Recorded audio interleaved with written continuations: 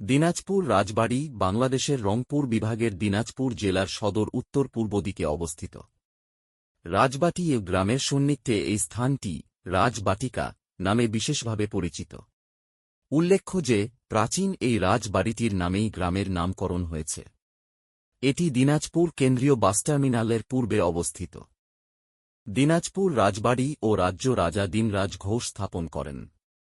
কিন্তু অনেকের মতামত পঞ্চদশ শতকের প্রথমার্ধে ইলিয়াস শাহীর শাসনামলে সুপরিচিত রাজা গণেশ এই বাড়ির স্থপতি। রাজা দিনরাজ ঘোষ গৌড়েশ্বর গণেশ নারায়ণের অন্যতম রাজকর্মচারী। তিনি ছিলেন উত্তর রাঢ়ীয় শ্রেণীর কুলীন কায়স্থ।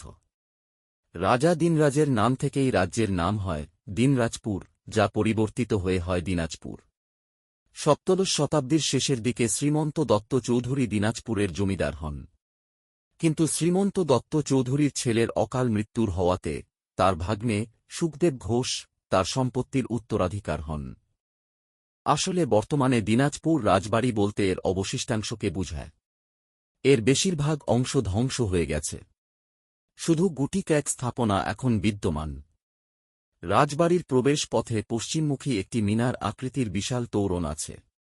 রাজবাড়ির সীমানার মধ্যে তোরণের কিছু দূরে বামদিকে একটি উজ্জ্বল রং করা কৃষ্ণ মন্দির এবং ডানদিকে রাজবাড়ির বহির্মহলের কিছু ধ্বংসাবশেষ আছে। রাজবাড়ির সীমানার ভেতরে আরেকটি তোরণ আছে, যার মাধ্যমে রাজবাড়ির প্রধান বর্গাকার অংশে প্রবেশ করা হয়। রাজবাড়ির প্রধান অংশের পূর্বদিকে আরেকটি সমতল ছাদ বিশিষ্ট মন্দির আছে, যার মধ্যে অনেক হিন্দু দেবতার প্রতিমা বিদ্যমান। রাজবাড়ি প্রধানত তিনটি মহল বা ব্লকের সমন্বয়ে গঠিত, যথাক্রমে আয়না মহল, রানী মহল ও ঠাকুরবাটি মহল। এর পাশাপাশি আরও কিছু অপ্রধান কিছু স্থাপনা আছে, যা জমিদার পরিবারের বিভিন্ন রাজা ও উত্তরাধিকার কর্তৃক বিভিন্ন সময়ে প্রতিষ্ঠিত। এই রাজবাড়ির সীমানায় আরও কিছু মন্দির, বিশ্রামাগার, দাতব্য চিকিৎসালয়, পানির ট্যাঙ্ক ও আমলাদের বাসস্থান স্থাপিত হয়। দিনাজপুর রাজবাড়ির ভূমির মধ্যে পূর্ব ও পশ্চিম দিকে দুইটি বৃহৎ পানির চৌবাচ্চা ট্যাঙ্ক, মঠ, বাগান, কাঁচারি ঘর, টেনিস কোর্ট ও কুমারের বাড়ি অন্তর্ভুক্ত। এছাড়া রাজবাড়ির মূল অংশে দুইটি পুকুর রয়েছে, যার একটি রানী পুকুর নামে পরিচিত, এবং রাজবাড়ির পিছনে আরও দুইটি বিশালাকৃতির পুকুর, পদ্মপুকুর ও সুখসাগর রয়েছে। রাজবাড়ির হীরাবাগান নামে একটি মাঠ রয়েছে। বর্তমানে রাজবাড়িটিকে দুইটি অংশে ভাগ করা হয়েছে।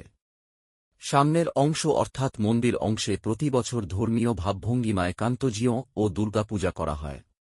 এই অংশটি রাজদেবত্তর এস্টেট নামে মন্দির কমিটির দ্বারা সংরক্ষণ করা হয়েছে।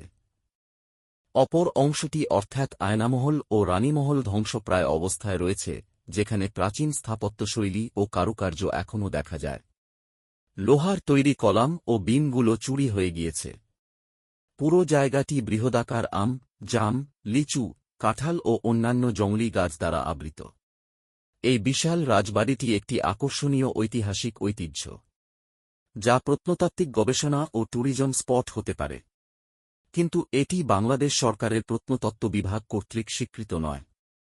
তাই এই বিশাল স্থাপনাটি অযত্নে অবহেলায় ধ্বংস হয়ে যাচ্ছে। জনগণ সাধারণত এই স্থানে আবর্জনা ফেলায় এর বিদ্যমান অংশ ধ্বংসপ্রায়। অবিলম্বে স্থাপনাটি সংরক্ষণ না করা হলে এটি কালের গর্ভে বিলীন হয়ে যাবে।